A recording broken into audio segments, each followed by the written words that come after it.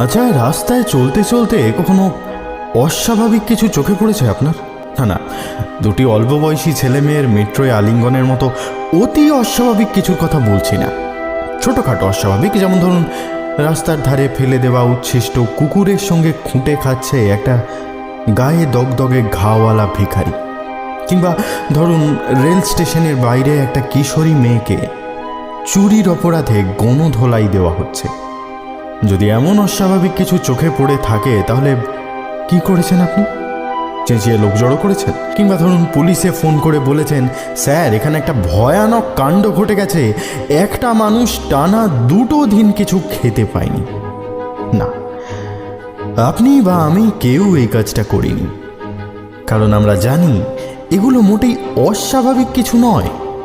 এতে আশ্চর্যের কি আছে, গোলমাল করারই বা কি আছে? কবে যেন কে আমাদের মাথার মধ্যে এই ধারণাটা গেঁথে দিয়ে গেছে। কে গেঁথে দিয়ে গেল বলুন তো? তবে 2-4 জন যে এর বাইরে বেরিয়ে যায় না তা তো নয়। যেমন এই ধরুন টিভি বিক্রেতা ললিত মজুমদার, তার কি পরিণতি হয় সেটাই না হয় দেখে নেওয়া যাক আমাদের আজকের গল্পে। ফিলিপ কে ডিকের কাহিনী দি হ্যাঙ্গিং স্ট্রেঞ্জার অবলম্বনে অজ্ঞাত ঝুলন্ত লোকটি। বিকেল ঠিক 5টায় মাথায় টুপি পরে জ্যাকেটটা গায়ে চাপিয়ে অফিসের উদ্দেশ্যে বেরিয়ে পড়ল ললিত। শরীর ভারী ক্লান্ত লাগছে তার। সারাটা দিন বেসমেন্টের মাটি পরিষ্কার করতে হয়েছে, তারপর সেই মাটি তুলে নিয়ে গিয়ে ফেলতে হয়েছে মাঠের উপরে। কাঁধের হাড়গুলো একেবারে এঁটে গেছে তাতে। ললিতের বয়স 40, তবে এ বয়সেও গায়ে জোর কম নেই তার। কাজটা যে কোনো মজুরকে ডেকে করানোই যেত, কিন্তু বাড়তি কিছু টাকা খরচ হতো তাতে। অন্ধকার হয়ে আসছিল। পথ চলতি মানুষজনের মুখের উপরে শেষ সূর্যের কমলা আলো মিলিয়ে আসছে ধীরে ধীরে। রাস্তা জুড়ে মিছিলের মতো এগিয়ে চলেছে মানুষের দল। জামা কাপড় কিনে ফিরছে প্যাকেট হাতে এক ঝাঁক মহিলা। স্কুল ফেরত ছাত্রছাত্রী, অফিস ফেরত কেরানি, গম গম করছে রাস্তাটা। ট্রাফিকের আলো লাল হয়ে যেতে কিছুক্ষণ দাঁড়িয়েছিল ললিতের গাড়িটা।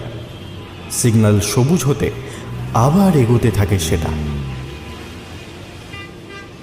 বাজারে একটা টিভির দোকান আছে ললিতের, সে নিজেই মালিক, ফলে পৌঁছানোর তেমন তাড়া নেই।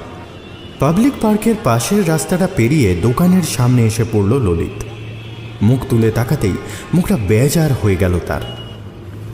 দোকানের সামনে একটাও পার্কিং স্পেস ফাঁকা নেই। বিরক্তি প্রকাশ করে সে ইউ টার্ন নিল।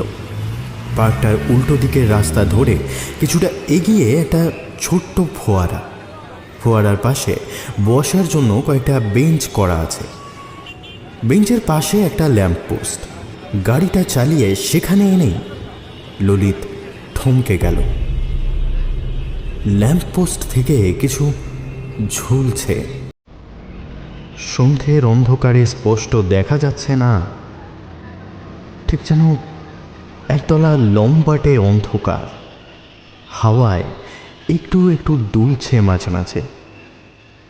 কোনো ডামি কি? ললিত গাড়ির জানলা নামিয়ে ভালো করে দেখার চেষ্টা করল।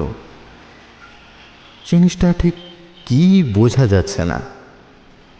কেউ কি কোনো বিজ্ঞাপন ঝুলিয়ে গেছে? আবার একটা ইউটার্ন নিয়ে পার্কটাকে প্রদক্ষিণ করে ল্যাম্পপোস্টার একেবারে নিচে চলে এলো সে। না, বিজ্ঞাপন বা ডামি কোনোটাই নয়। ললিতের গলকণ্ঠটা ওঠানামা করল একবার। কপালে বিন্দু বিন্দু ঘাম জমা হলো। একটা দেহ, মানুষের দেহ।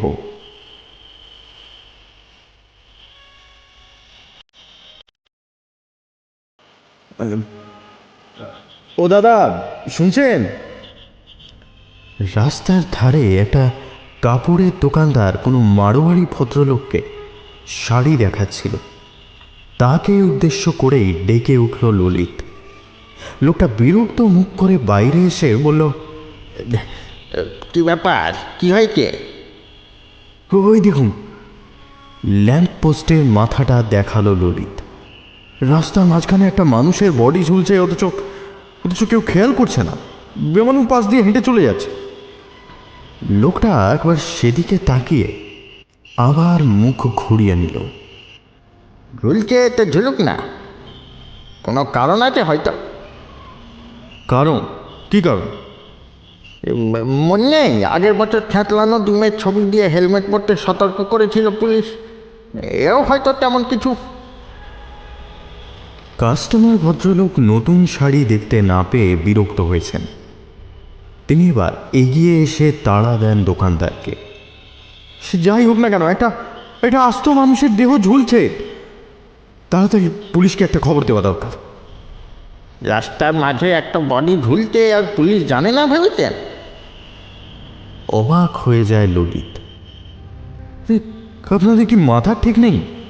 কোনো পুতুল নয়, একটা মানুষের মৃতদেহ দেখেও দেখতে পাচ্ছেন না আপনারা? চেঁচামেচিতে আরও কিছু লোক জড়ো হয়েছিল জায়গাটায়। তাদের মধ্যে কয়েকজন ফিরে ফিরে তাকাচ্ছিল ল্যাম্প পোস্টের চূড়ার দিকে। তাদের কারো চোখে ভয় বা বিস্ময়ের কোনো চিহ্ন নেই, বরঞ্চ ললিতের চিৎকার আর পাগলামিতে বেশ কিছুটা বিরক্তই হয়েছে তারা। মার্কেট এরিয়ায় এই সন্ধ্যের দিক থেকেই কাস্টমার আসতে শুরু করে। এ সময় ফালতু ব্যাপারে মাথা ঘামানোর সময় কারও নেই। লোকজনের মধ্যে চাপা গুঞ্জন শুরু হয়েছিল। খানিক পরে একটা পুলিশের গাড়ির হর্ন শোনা যেতেই ভিড়টা ধীরে ধীরে পাতলা হয়ে এলো। ললিত একা দাঁড়িয়েছিল ল্যাম্পপোস্ট থেকে কিছুটা দূরে। গাড়িটা তার পাশে এসে ব্রেক কষল। ভিতর থেকে মাঝবয়সী এক পুলিশ অফিসার মাথা বাড়ালেন। নাম কি খোকা? ললিত মজুমদার স্যার। ওই ল্যাম্পপোস্টের মাথা না 13/6 গোপাল মিত্র লেন, কলকাতায়। আগে হ্যাঁ স্যার, একটা ঝুলন্ত ডেড বডি স্যার, মানুষের। আজ সারাদিন কোথায় ছিলেন? কি? আপনার তো দোকান আছে এখানে, সারাদিন সেখানেই ছিলেন কি? না না স্যার, মানে বাড়ির বেসমেন্টে কাজ করছিলাম। বেসমেন্টে কি কাজ? মাটি খুঁড়ছিলাম, কিন্তু আমি বুঝতে পারছি না এর সঙ্গে। বাড়িতে কে ছিল আপনার সঙ্গে? কেউ ছিল না। আমার স্ত্রী ছেলে মেয়েদের স্কুল থেকে আনতে গেছিল, এখন ফিরেছে কিনা জানি না। একটা ছোট কাগজে কুরকুর করে কি যেন লিখে নিলেন অফিসার।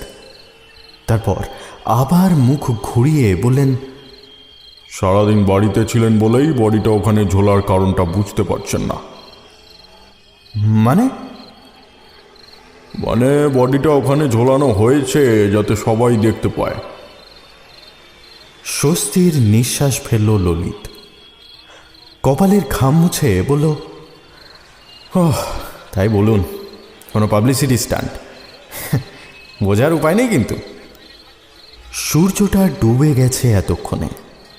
রাস্তার উপরে রাশ ভারী বিষণ্ণতা খেলা করছে। বেশ, আমি তাহলে চলি স্যার। ললিত ফেরার উপক্রম করে। মাফ করবেন, আপনাকে একটু আসতে হবে আমাদের সঙ্গে। পেছন থেকে অফিসারের গলা শুনতে পায় সে। সেই সঙ্গে দরজা খোলার শব্দ। আপনার চিৎকার চেঁচামেচিতে এখানে অনেকেই বিরক্ত হয়ে থানায় কমপ্লেন করেছেন, ফলে একটু বাকি কথা শোনার জন্য আর দাঁড়ায় না ললিত। খোলা দরজার উপর একটা লাথি মেরে দরজাটা বন্ধ করে ঊর্ধ্বশ্বাসে দৌড় দেয় সে। এ লোকটা যে আসল পুলিশ নয় তা ললিত একটু আগেই বুঝেছে। এতদিন এই বাজারে ব্যবসা করছে সে, এখানকার সমস্ত পুলিশকেই সে চেনে। এ লোকটা অপরিচিত, মানে সত্যিকারের পুলিশ নয়। কিছু একটা গোলমাল হচ্ছে। কিন্তু বাজারে এত লোক ঝুলন্ত দেহটা দেখেও মুখ ঘুরিয়ে নিচ্ছিল কেন? মাথার ভিতরে প্রশ্নগুলো উঁকি দিতে লাগলো তার। একটা হার্ডওয়্যার স্টোর পেরিয়ে বেশ কিছু দূর দৌড়ানোর পর থেমে পিছনে তাকালো ললিত। না, কোনো পায়ের শব্দ শোনা যাচ্ছে না আর। ছোট একটা চোরা গলির সামনে এসে পড়েছে সে। সামনে তাকালে অনেকটা দূরে বড় রাস্তার একটা অংশ চোখে পড়ছে। সেখানে পথচারীদের হাঁটতে দেখা যাচ্ছে। ডায়ে তাকিয়েই একটা পুলিশ স্টেশন দেখতে পেল ললিত, কিন্তু সেখানে ঢুকতে ইচ্ছা করল না।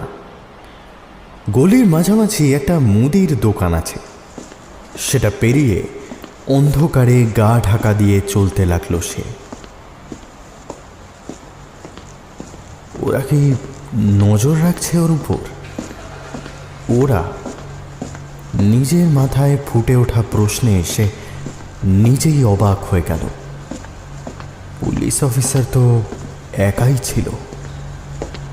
দ্রুত পা চালিয়ে পুলিশ স্টেশন থেকে বেশ কিছুটা দূরে চলে এলো সে। এ জায়গাটায় একটা বড় সরকারি বিল্ডিং আছে, সিটি হল। মূলত অফিস কাছারি আছে এর ভিতরে। বাইরে বড় দরজা দিয়ে ঢোকার মুখে বিরাট সিমেন্টের সিঁড়ি। বিল্ডিংটার গা জুড়ে ছোট ছোট বন্ধ জানলা। উঠোন জোড়া ফুলের বাগিচায় অন্ধকার নেমেছে। সেই সঙ্গে আর একটা জিনিস, বিরাট বাড়িটার একেবারে মাথার উপরে একখণ্ড কুটিল অন্ধকার জমে আছে। অন্য জায়গার তুলনায় সেখানে আধার আরেকটু বেশি ঘন। মনে হয় একটা মিশমিশে কালো প্রিজম সিটি হলের উপর থেকে আকাশের দিকে উঠে গেছে। কান পেতে কিছুর শব্দ শুনতে পায় ললিত। শব্দটা কানে যেতেই দুহাতে কান ঢেকে ফেলে সে। গুনগুন একটা শব্দ। মনে হয় বহু দূরে এক ঝাঁক মৌমাছি এক টানা ডেকে চলেছে। ভালো করে উপরে তাকাতে একটা ব্যাপার চোখে পড়ে ললিতের। সিটি হলের মাথায় সেই অন্ধকার প্রিজমটা স্থির নয়। সেটার উপরের প্রান্তটা যেন আকাশে গিয়ে মিশেছে। আকাশ থেকে ঢেউয়ের মতো কিছু একটা নেমে আসছে বারবার। ঢেউয়ের আকৃতি সব সময় একরকম নয়। অর্থাৎ আকাশ থেকে সিটি হলের ছাদে নেমে আসছে কেউ বা কারা।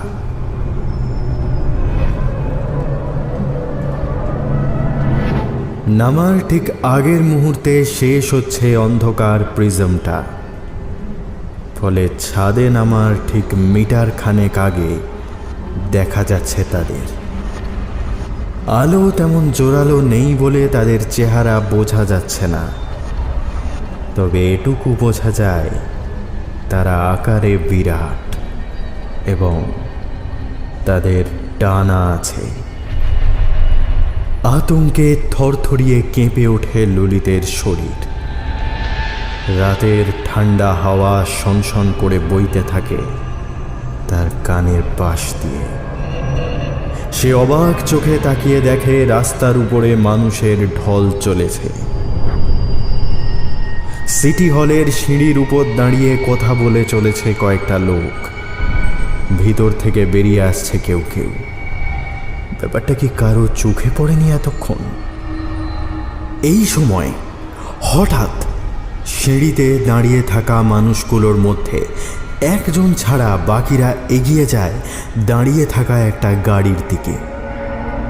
ললিত হতবাক বিস্ময়ে দেখল যে লোকটা দাঁড়িয়েছিল সে মুহূর্তে পরিণত হলো একটা ডানাওয়ালা অদ্ভুত প্রাণীতে।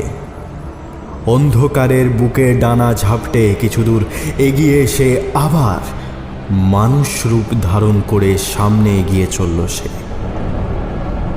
এরা কেউ আর মানুষ নেই। মানুষের ছদ্মবেশে অন্য কিছু নেমে এসেছে পৃথিবীর উপরে। অন্ধকার আর নিরাপদ মনে হলো না ললিতের। এরা হয়তো অন্ধকারেও দেখতে পায়। সে ধীর পায়ে রাস্তায় এসে দাঁড়াতেই একটা বাস থামল সামনে। বাসে উঠে একেবারে পিছনের দিকে একটা সিট নিয়ে বসে পড়ল ললিত। অন্যদিন সিটি হলের সামনে বেশ ভিড় থাকে, আজ ফাঁকা বাস। সহযাত্রীদের দিকে একবার ভালো করে দেখে নিল সে। ক্লান্ত মুখের সারি, কাজ থেকে বাড়ি ফিরছে সবাই। প্রায় কেউই তার দিকে ফিরে তাকাচ্ছে না। ললিতের ঠিক পাশে একটা বয়স্ক লোক খবরের কাগজ খুলে বসেছে, খেলার খবর পড়ছে, ঠোঁট দুটো নড়ছে, ঠিক যেন একটা সাধারণ মানুষ। তার একদম পাশেই মাঝবয়সী মহিলা, পায়ের কাছে একটা শপিং ব্যাগ রাখা। মহিলার সামনেই ইউনিভার্সিটির এক ছাত্র গুনগুন করে কিছু গান গাইছে মনে হয়। সাধারণ মানুষ, বাড়ি ফেরত সাধারণ মানুষ, কেবল তাদের চেতনা মৃত, তাদের মস্তিষ্কের মৃত কোষের উপরে একটানা নজর রেখে চলেছে কোনো গ্রহান্তরের চিপ। একমাত্র ললিতের মাথার ভিতরে এখনো ঢুকতে পারেনি তারা। ললিতের মতো এখনো কিছু মানুষ অবশিষ্ট আছে হয়তো, তাদের মগজ ধোলাইয়ের পদ্ধতির কোথাও ফাঁক রয়ে গেছে। কথাগুলো ভাবতে ভাবতেই ললিতের চোখ আটকে গেল। উল্টো দিকের সিট থেকে একটা লোক পেছন ফিরে তাকিয়ে আছে ওর দিকে। লোকটার দৃষ্টিতে কেমন যেন অস্বাভাবিক কৌতূহল মিশে আছে। ওদের লোক কি, নাকি এই লোকটাকেও ললিতের মতো ওরা? ললিতের চোখে চোখ পড়তেই আবার সামনে মুখ ঘুরিয়ে নিল লোকটা। সিট ছেড়ে উঠে পড়ল ললিত, দ্রুত সামনের দিকে এগিয়ে গেল। বাসের গতি এতক্ষণে কমে এসেছে, সে চলন্ত বাস থেকে ঝাঁপিয়ে নেমে এলো মাটিতে। পেছন থেকে বাসের ড্রাইভার চেঁচিয়ে উঠেছিল, ললিতের কানে গেল না কথাগুলো। মাটিতে এসে পড়তেই ললিতের শরীরটা আছড়ে পড়ল ফুটপাথের উপরে। শক্ত কিছুতে ধাক্কা লাগলো হাঁটু দুটো। সে কোকিয়ে উঠল, কিন্তু চিৎকার না করে উঠে দাঁড়ালো ললিত। বাসটা থেমে গেছে, সেটা থেকে লোক নেমে আসছে এবার। আতঙ্কিত চোখে সে তাকিয়ে দেখল, সেই পিছন ফিরে তাকিয়ে থাকা লোকটা এখন এসে দাঁড়িয়েছে তার সামনে। সে অন্য কোনো কিছু না ভেবে মরিয়া হয়ে রাস্তার উপরে পড়ে থাকা একটা পাথর তুলে নিল হাতে। ডান পায়ের একটা লাথিতে লোকটাকে আছড়ে ফেলল মাটিতে। তারপর এক মুহূর্ত সময় অপচয় না করে পাথরের ঘায়ে থেঁতলে দিল লোকটার মাথা। বাধা দিয়ে কিছু একটা বলতে যাচ্ছিল লোকটা, কিন্তু পাথরের আঘাতে তার কথা হারিয়ে গেল। ঘটনাটা দেখে লোক জমতে শুরু করেছে আশেপাশে। তাদের কারো মুখে ভয় কিংবা প্রতিবাদের চিহ্ন নেই, বরঞ্চ ঘটনাটায় প্রথমে তারা কৌতূহলী ও তারপর বিরক্ত হয়েছে। ভিড় বেড়ে ওঠার আগেই পাথরটা ছুঁড়ে ফেলে গলিপথে দৌড় দিল ললিত। ভুল করে ফেলল কি না, সেসব আর ভাবার সময় নেই। যে করেই হোক এই জায়গাটা ছেড়ে তাকে পালাতে হবে।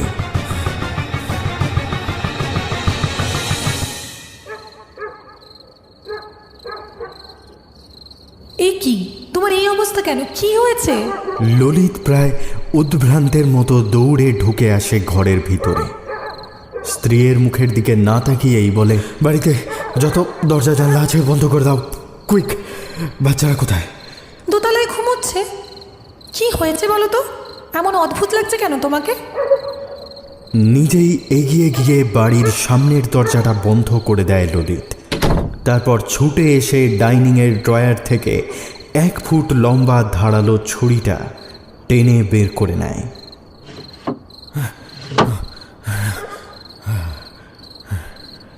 স্ত্রীর সামনে এসে একটা বড় নিঃশ্বাস নিয়ে বলে, শোনো, আমার হাতে বেশি সময় নেই। ওরা ওরা আমাকেই খুঁজছে। আমি কোনো রকমে পালিয়ে এসেছি। পালিয়ে? বিস্ময়ে মেয়েটার মুখ হাঁ হয়ে যায়। এই কলকাতা শহর আর মানুষের দখলে নেই। ওরা সিটি হলের উপরে নেমে প্রায় গোটা শহরটাকে, রাস্তায় বেরোলে তুমি যে মানুষগুলো দেখতে পাবে তারা কেউ আসল মানুষ নয়। তুমি কি বলছো কিছুই বুঝতে পারছি না। কে দখল করে নিয়েছে? ভিনগ্রহীরা, অন্য কোনো জগৎ থেকে, অন্য কোনো ডাইমেনশন থেকে, পতঙ্গের মতো দেখতে ওদের। ওরা মানুষের মনকে নিয়ন্ত্রণ করতে পারে, এমনকি তোমার মনকেও। আমার? এই গোটা শহরটাকে গ্রাস করেছে ওরা, শুধু আমাকে পারেনি। তুমি কি পাগল হয়ে গেছো? এসব কি বলছো তুমি? না, পাগল হয়নি, কেবল ভাগ্যক্রমে বেঁচে আছি। আজ দুপুরটা যদি আমি বেসমেন্টে না কাটাতাম তাহলে আমিও হয়তো বাকিদের মতো। যাকে, এখন আর কথা বলার সময় নেই। তুমি ওদের নিয়ে এসো উপর থেকে, এক্ষুনি পালাতে হবে। পালাবো? কোথায়? জানি না, হাইওয়েতে নিশ্চয়ই নজর রাখবে ওরা। কিন্তু ড্রয়ার থেকে একটা ম্যাপ বের করে সবুজ রং দিয়ে চিহ্নিত করা রাস্তাটা দেখায় ললিত। এখান দিয়ে একটা সরু রাস্তা আছে, কেউ যায় না ওদিকটায়। আমরা একবার ওটা দিয়ে গেছিলাম, মনে আছে? কিন্তু কোনো কিন্তু নেই আর। বাচ্চাদের গাড়িতে তোলো, বাড়ির আলো পাখা টিভি কিচ্ছু বন্ধ করতে হবে না। কথাগুলো বলতে বলতেই আবার সেই মৌমাছির গুনগুনের মতো শব্দ কানে এলো ললিতের। কিন্তু এবার আর বাইরে থেকে নয়, সিঁড়ির ঠিক উপরে এসে দাঁড়িয়েছে একটা বছর 10-এর শিশু। তার গায়ে হলদে রঙের টি শার্ট আর ডেনিমের হাফ প্যান্ট, সেই সঙ্গে তার কাঁধের দুপাশ থেকে বেরিয়ে আসছে দুটো শক্ত ডানা। চোখ দুটো বহু ভাগে বিভক্ত হয়ে গেছে। মুখ দিয়ে কিছু একটা যেন উচ্চারণ করার চেষ্টা করছে। স্ত্রীর দিকে তাকায় ললিত। সঙ্গে সঙ্গে ছিটকে পিছিয়ে আসে সে। এক টানে সামনের দরজাটা খুলে বেরিয়ে আসে রাস্তায়। বাড়ির সামনে থেকে গাড়িটা উধাও হয়েছে।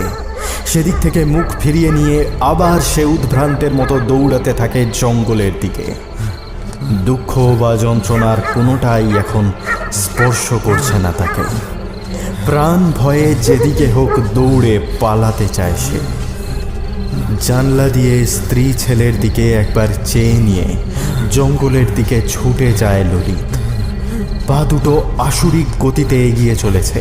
কানের পাশ দিয়ে হাওয়া ছুটছে, সেই সঙ্গে একটা চাপা গুনগুন শব্দ। এ আওয়াজ ললিত চেনে। তার দৌড়ানোর গতি আরো বেড়ে যায়।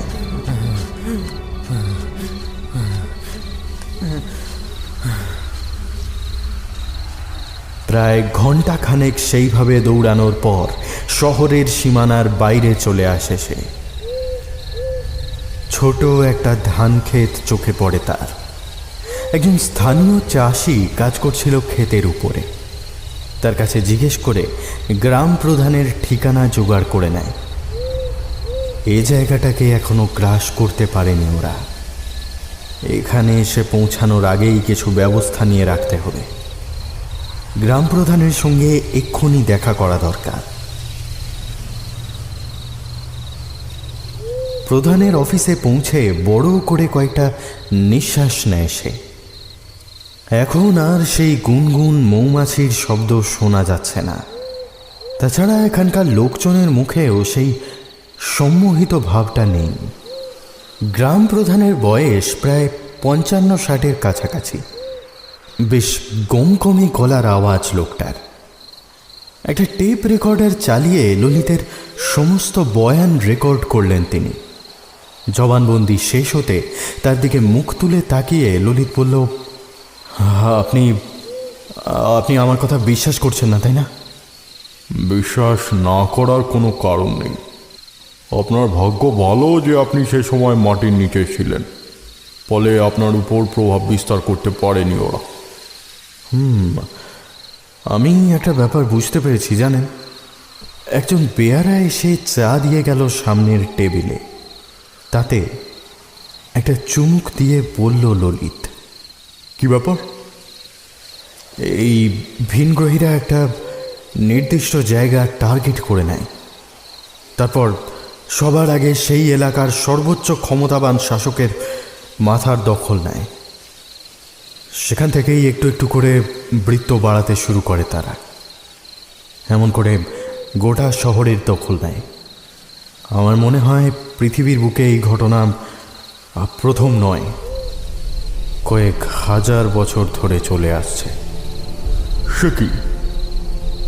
হ্যাঁ, ছেলেবেলায় আমাদের স্কুলে বাইবেল পড়ানো হতো।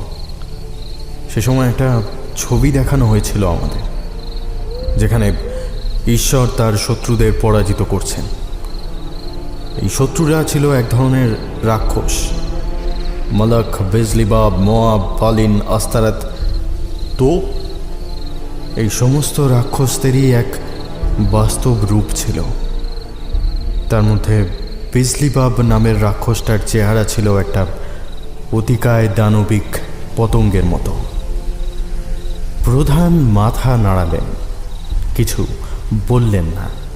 বাইবেলে বর্ণিত এই রাক্ষসরা আসলে হলো বহির্বিশ্বের প্রাণী।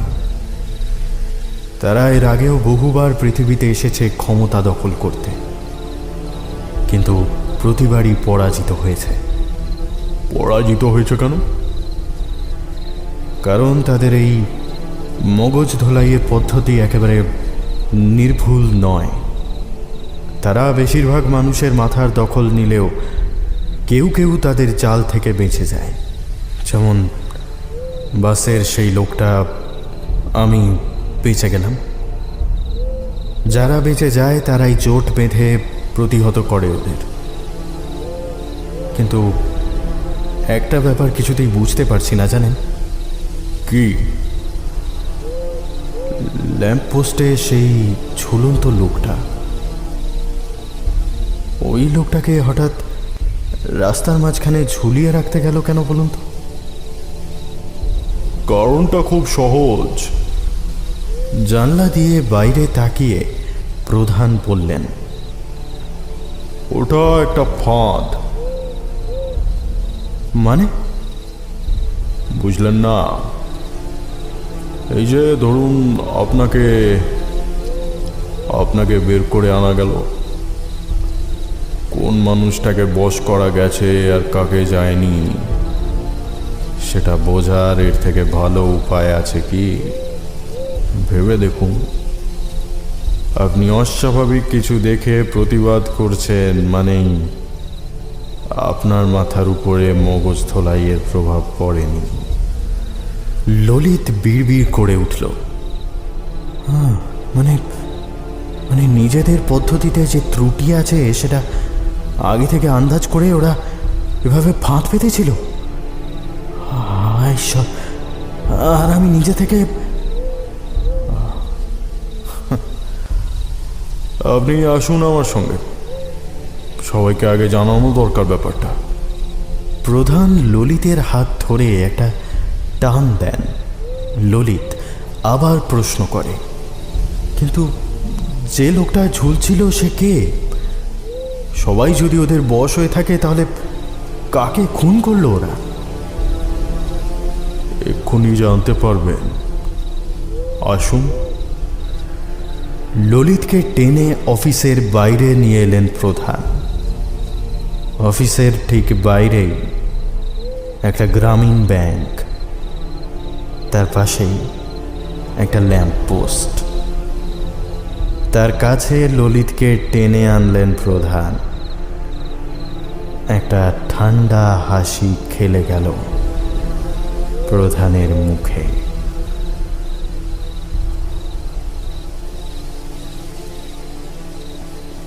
ঘণ্টাখানেক পরে গ্রামীণ ব্যাংকের দরজা খুলে বেরিয়ে এলেন ব্যাংকের ম্যানেজার।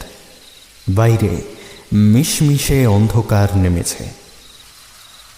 ম্যানেজারের শরীর ক্লান্ত হয়ে এসেছে। আজ সারাদিন ব্যাংকের ভল্টের ভিতরে কাজ করতে হয়েছে তাকে। বদ্ধ পরিবেশে সারাটা দিন কাটিয়ে শরীর আর চলছে না। চারপাশে একবার তাকাতেই কিন্তু হতবাক হয়ে গেলেন তিনি। গ্রাম প্রধানের অফিসের ঠিক সামনের ল্যাম্পপোস্টটায় কিছু একটা ঝুলছে, রাতের হাওয়ায় দুলছে অল্প অল্প। কি ওটা? একটু এগিয়ে গেলেন ম্যানেজার। পেটের ভিতরে চনচনে খিদে, তাও কৌতূহল এগিয়ে নিয়ে গেল তাকে। তিনি চমকে উঠলেন। একটা মানুষের শরীর গলায় দড়ি বেঁধে ঝুলছে ল্যাম্পপোস্টে। একই সঙ্গে আতঙ্কিত ও হতবাক হয়ে গেলেন ম্যানেজার। রাস্তা ভর্তি লোক, অথচ কেউ খেয়াল করছে না জিনিসটা। কেউ খেয়াল করছে না।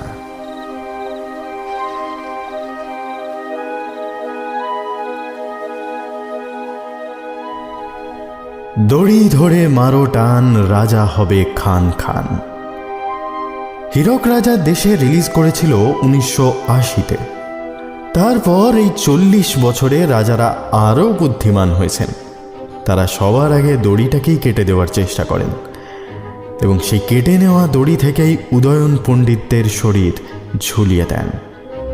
আজ ললিতের স্ত্রীর ভূমিকায় আমার সঙ্গে ছিল অনুলেখা কর। শুনছিলেন ফিলিপ কে ডিকের কাহিনী দি হ্যাঙ্গিং স্ট্রেঞ্জার অবলম্বনে অজ্ঞাত ঝুলন্ত লোকটি। সবাই ভালো থাকবেন। শুভরাত্রি।